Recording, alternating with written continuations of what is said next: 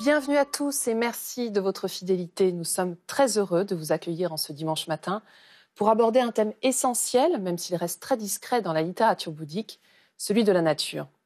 C'est dans la poésie qu'on le retrouve le plus fréquemment à travers un corpus de plus de 2 millénaires, depuis les stances du canon pali jusqu'aux chants de maîtres tibétains, tels que Milarepa. Quelle est donc la vision bouddhique de la nature? À travers quelles images l'évoque-t-on dans la littérature? De quelle manière leur signification a-t-elle évolué au fil des époques? Et finalement, comment cela définit-il aujourd'hui notre rapport au monde? Je vous propose de retrouver, pour répondre à toutes ces questions, notre invité, Daniel Massé. Daniel Massé, bonjour. Bonjour. Et merci d'être avec nous aujourd'hui. Alors, je rappelle que vous étudiez les textes bouddhiques tibétains et indiens dans une perspective à la fois comparatiste et littéraire. C'est important, car c'est une de vos spécificités. Et vous avez notamment publié un ensemble de poèmes attribués aux premiers moines et aux premières nonnes. Donc, c'était les Theras et les Terrines. Et vous venez de publier ce très très bel ouvrage, Les oiseaux ne laissent pas de traces dans le ciel, images de la nature dans la poésie bouddhique indo-tibétaine. Alors, quel était votre objectif quand vous avez souhaité écrire ce livre, Daniel Massé? En fait, j'ai voulu étudier le thème de la nature dans les textes bouddhiques indiens et tibétains, en me situant d'un point de vue littéraire et non pas philosophique, et en me limitant au seul genre de la poésie. Donc, j'ai donc choisi un corpus de textes qui s'échelonne sur plus de 2 millénaires et qui sont représentatifs des différentes formes de bouddhisme. Donc, d'abord le bouddhisme ancien, qui s'est développé en Inde vers le milieu du 1er millénaire avant notre ère. Ensuite, le bouddhisme mahayanique, qui est apparu toujours en Inde dans les premiers siècles du 1er millénaire de notre ère. Et enfin, le bouddhisme tantrique, qui dérive du bouddhisme mahayanique et qui s'est développé dans la deuxième moitié du 1er millénaire de notre ère. Et c'est ce bouddhisme tantrique qui s'est transmis au Tibet, où il a continué à être pratiqué jusqu'à nos jours. Mais si on devait résumer, est-ce qu'il y a une vision bouddhique de la nature? La nature, pour les bouddhistes, procède d'abord du samsara, c'est-à-dire du cycle des existences. Et donc, elle n'est pas nécessairement idéalisée, même pas du tout à l'origine, puisqu'elle se compose d'un ensemble de formations éphémères où la souffrance est de règle, du moins pour les êtres animés. Toutefois, dès l'origine, on voit que la nature constitue le cadre le plus favorable à la pratique de la méditation. Et par ailleurs, la nature est très présente dans des comparaisons qui sont très fréquentes dans les textes bouddhiques et qui joue un rôle pédagogique. Et en particulier, elle peut même servir parfois de modèle, notamment dans le bouddhisme tantrique, où la notion d'état naturel de l'esprit prend une grande importance. Et donc, la nature donnera une idée justement de ce que peut être cet état naturel. Et il sera conseillé, par exemple, d'imiter le comportement parfaitement spontané de certains animaux.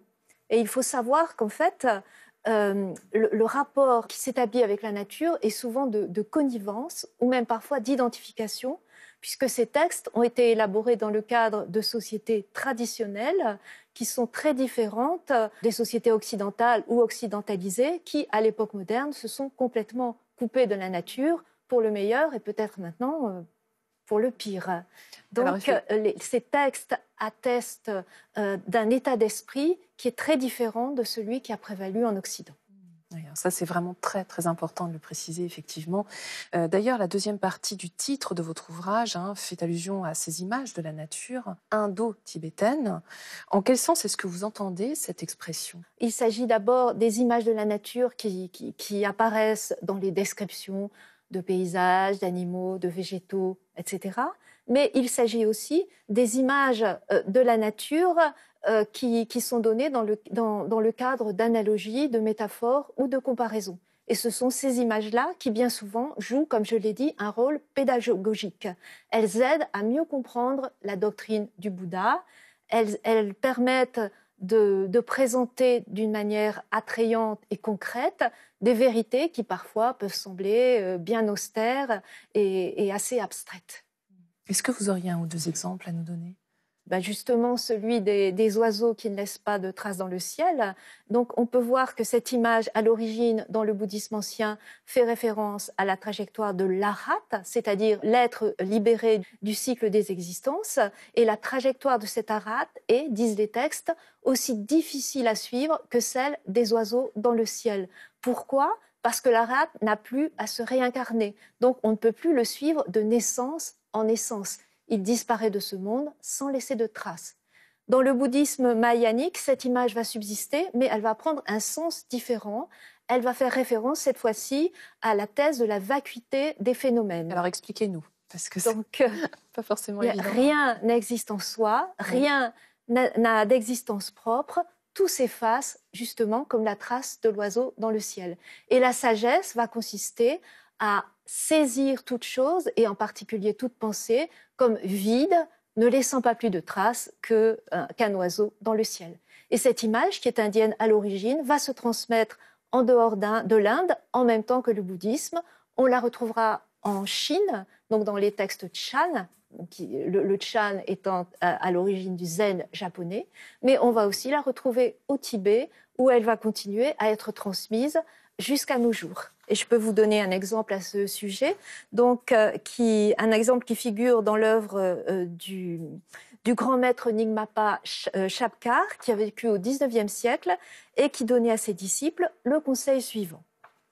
Prenez pour exemple l'oiseau qui vole dans le ciel sans laisser aucune trace, et laissez, sans aucune trace, les pensées s'effacer d'elles-mêmes de l'esprit. Mais est-ce qu'il existe d'autres images récurrentes, justement, de la nature qu'on retrouve dans les textes bouddhiques? Oui, tout à fait. Il y a en particulier des images où la nature apparaît comme difficilement contrôlable. La nature apparaît presque violente, et notamment à cause de certains éléments qui sont présentés comme des éléments vraiment déchaînés. Et en fait, ces images reflètent la situation de l'homme prisonnier du cycle des existences et qui est en proie à des forces qu'il ne maîtrise pas. Des forces qu'il croit extérieures, mais qui sont en fait des forces intérieures. Donc il est dit, par exemple, que les êtres sont ballottés dans l'océan du cycle des existences, dont les vagues successives sont la naissance, la vieillesse, la maladie et la mort. De même, on trouve dès l'origine des images relatives au feu qui consume le monde. Donc je vais vous citer à ce sujet une stance qui figure dans les Therigatha, les stances des Theras. Le monde est embrasé tout entier, le monde entier est livré aux flammes, le monde se consume tout entier, le monde entier vacille. Et donc, vous avez une stance très théâtrale dont vous pouvez avoir l'impression qu'elle évoque un cataclysme cosmique, un incendie de fin du monde. Oui, ça fait même penser à une image apocalyptique. Tout à fait. Et en fait, il n'en est rien. Le monde dont il est question est le monde de tous les jours, mais un monde qui, en fait, est ravagé par le feu des passions, et en particulier par le désir, qui, dans le bouddhisme ancien, est présenté comme le grand fauteur de troubles, celui qui est à l'origine des souffrances du samsara. Et qu'il nous faut donc dompter. Donc, les bouddhistes ne se contentent pas de décrire les souffrances du samsara, ils proposent aussi un remède, qui est de pratiquer la doctrine. Et donc, chaque image relative au samsara sera encore en quelque sorte corrigée par une image qui insistera, elle, sur la possibilité du salut. Donc, les êtres sont ballottés dans l'océan des existences, mais ils peuvent, s'ils le souhaitent, gagner l'autre rive, ou ils peuvent se faire une île que les flots ne submergent pas. De même, on dira qu'il faut éteindre le feu du désir. Et c'est là le sens même du mot nirvana, qui à l'origine signifie extinction. Donc toujours une note d'espoir, finalement. Oui, tout à fait, tout à fait. C'est-à-dire que les textes insistent sur la possibilité de passer de la passivité totale à l'activité, et de devenir ainsi maître de son destin. Alors, vous identifiez dans le livre deux types d'images, les images que vous appelez fondamentales et les images dites ornementales. Est-ce que vous pouvez nous expliquer quelle est la grande différence? En fait, les images fondamentales sont celles dont je viens de parler, c'est-à-dire les images qui peuvent être utilisées dans un but pédagogique pour mieux saisir certains aspects de la doctrine. Les images ornementale, elle, vise simplement à agrémenter une description ou encore à évoquer les qualités de certains êtres, en particulier les qualités des maîtres spirituels, qui sont souvent comparés à des objets ou à des éléments renvoyant à une nature idéale. Des symboles de pureté, comme le lac ou le lotus, des symboles de stabilité, comme la terre ou la montagne, des symboles de vaillance, comme le lion, et enfin des symboles de lumière, comme la lune et surtout le soleil. Et l'éclat solaire du Bouddha est célébré dès les textes les plus anciens. Et je vais vous donner à ce sujet un exemple qui figure dans le Sutta Nipata. Et les disciples donc, du Bouddha s'adressent à lui en ces termes. « Tu as des yeux clairs et un beau visage. Tu es grand, élancé, majestueux. Tu brilles comme le soleil au sein de l'assemblée des religieux. » Donc ces textes sont souvent le fait de disciples, rendant ainsi hommage à leur maître, mais dans la tradition tibétaine, il arrive que les maîtres eux-mêmes procèdent à leur propre éloge. Alors d'ailleurs, je crois que vous avez un exemple à nous citer. Il s'agit donc d'un chant de Milarepa, donc très grand yogi du XIe siècle, qui a passé l'essentiel de sa vie à méditer dans les montagnes les plus reculées et qui décrit son expérience en ces termes. Moi, le yogi, je suis le lion des hommes. J'ai développé la crinière de turquoise de la vue juste. Je possède les crocs et les griffes de la méditation juste. Je m'adonne à la pratique de l'ascèse au sommet des glaciers. J'espère en obtenir le fruit des qualités. Moi, le yogi, je suis le tigre indien des hommes. J'ai parachevé la triple force de l'esprit d'éveil. Je possède les moustaches et le sourire de la sagesse inséparable du moyen. Je demeure dans les forêts de la contrée au simple, de la claire lumière. J'espère qu'en adviendra le fruit de l'altruisme. Donc, dans cet extrait de chant, nous avons deux autoportraits successifs du yogi qui se dépeint en lion et puis ensuite en tigre indien. Et en fait, il s'agit là de deux figures animales bien connues des Tibétains qui leur prêtent des attributs et des qualités spécifiques. Bon, par exemple, pour le lion, il est question de la crinière de turquoise. Il s'agit ici d'un lion des neiges, donc animal très aimé des Tibétains, qui d'ailleurs l'ont fait figurer sur leur drapeau. Mais ce qui est remarquable ici, c'est que les attributs du lion et du tigre indien deviennent en quelque sorte le symbole des accomplissements et des pratiques caractéristiques du bouddhisme tantrique, dont Milarepa est un représentant chevronné. Votre travail est quand même considérable. Le livre qu'on vient de présenter est le fruit d'une thèse. Vous l'avez ensuite réécrit. Ça vous a demandé plusieurs années pour le faire. J'aimerais savoir ce qui vous a poussé, justement. Quel message, en une phrase, vous avez souhaité faire passer? En fait, je pense que c'était le désir d'aborder les textes plus par la sensibilité que par l'intellect, puisque la poésie peut nous parler davantage que l'approche purement intellectuelle. Et donc, elle nous permet d'appréhender le bouddhisme par un autre biais que l'analyse conceptuelle, en se laissant porter par la beauté des textes et par leur pouvoir de suggestion. Merci beaucoup. C'est très réussi en tout cas. Merci. Et si vous souhaitez prolonger l'exploration de ce thème de la nature dans la littérature bouddhique, voici quelques ouvrages que nous vous proposons. Avec tout d'abord le livre de notre invité sur lequel nous nous sommes basés pour préparer cette émission, « Les oiseaux ne laissent pas de traces dans le ciel », images de la nature bouddhique dans la poésie bouddhique indo-tibétaine, publié par l'École pratique des hautes études.